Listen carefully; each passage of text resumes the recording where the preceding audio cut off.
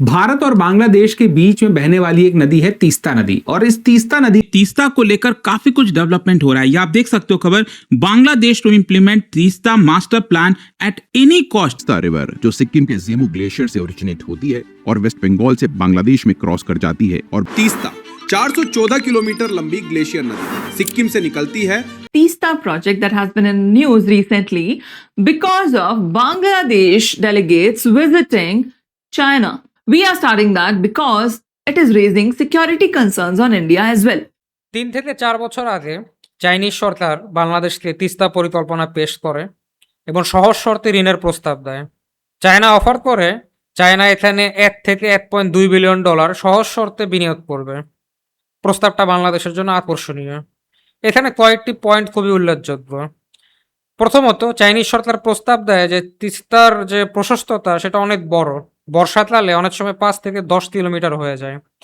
তো তারা প্রস্তাব দেয় প্রশস্ততা 1 থেকে 2 কিলোমিটারের মধ্যে নিয়ে আসবে আর গভীরতাটা বাড়াবে। এটা ছিল প্রথম। দ্বিতীয় যে বিষয়টা বলা হয় সেটা হচ্ছে দুই পারে শক্তিশালী বাঁধ নির্মাণ করা হবে, যার ফলে বর্ষাকালে পানি দুই পারে বন্যা পরিস্থিতি সৃষ্টি করতে পারবে না। এবং দুই পারেই প্রায় 125 কিলোমিটার সড়ক নির্মাণ করা হবে। উত্তরবঙ্গে টেকসই সড়কের অনেক অভাব। তৃতীয় যে বিষয়টা আছে সেটা হচ্ছে পানি সংরক্ষণ এবং সেচ ব্যবস্থার উন্নয়ন। গ্রীষ্মকালে গরমের সময় পানির অভাব তিস্তা নদীতে, তো এখানে যদি পানি ধরে রাখা যায় তাহলে গ্রীষ্মকালে এই পানিগুলো নিয়ে চাষাবাদের জন্য ব্যবহার করা যাবে। চতুর্থ যে বিষয়টা খুবই গুরুত্বপূর্ণ আসে সেটা হচ্ছে ভূমি উদ্ধার করা যাবে।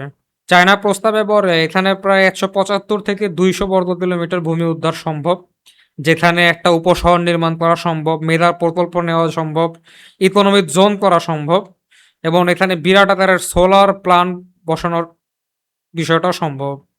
চায়না সরকার এখানে যে টাকার প্রস্তাবটা করে তারা সহজ শর্তে 85% ঋণ দিবে, 1.2 বিলিয়ন ডলার, যেটা বাংলাদেশের জন্য খুবই গুরুত্বপূর্ণ। বর্তমান প্রধানমন্ত্রী তারেক রহমান ওয়াদা করেছেন যে কোনো মূল্যে তিস্তা প্রকল্প বাস্তবায়ন করা হবে। ভারত এখানে একটা তাদের উদ্বেগের বিষয় জানিয়েছে যে তাদের চিকেন নেট থেকে প্রকল্পটা খুবই কাছে, কিন্তু বাংলাদেশ ভারতের অপেক্ষায় ছিল তিস্তা প্রকল্পের জন্য 1980 সাল থেকেই, কিন্তু এই নিয়ে বাংলাদেশ এবং ভারত কোনো ধরনের চুক্তি করতে পারেনি।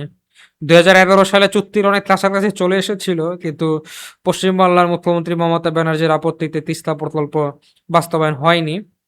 বাংলাদেশ প্রায় 15-16 বছর ভারতের অপেক্ষায় বসেছিল, কিন্তু এই 15-16 বছরে ভারত জিনিসটা করতে পারেনি।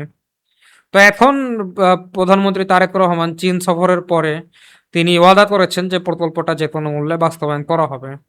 বাংলাদেশের উত্তরবঙ্গ হচ্ছে সবচেয়ে অবহেলিত একটা জনপদ। এখানে যদি এই আকারের বিনিয়োগ সম্ভব হয়, এটা বাংলাদেশের অর্থনীতির জন্য খুবই লাভজনক। তো আপনারা কি মনে করেন, এটা কি বাংলাদেশের করা উচিত না হলে নাকি ভারতের উদ্বেগের বিষয়ে মাথায় রেখে এই জিনিসটা স্থগিত করা উচিত? কমেন্ট করে আপনাদের মতামত জানাতে পারেন।